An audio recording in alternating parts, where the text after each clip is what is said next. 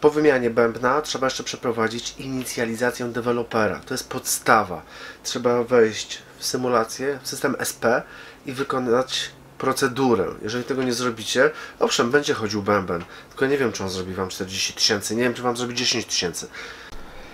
Najpierw trzeba wejść w tryb serwisowy, czyli wciskacie po kolei guziczki. Żółty, 1, 0, 7 i trzymacie C.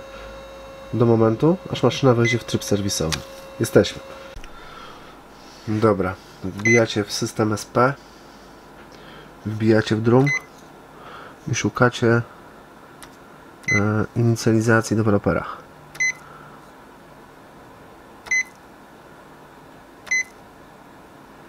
Developer Initialization 2801 wbijacie. 2801 Execute. Idziemy na kawę. Na koniec dostaniecie takie coś. Complete. Exit.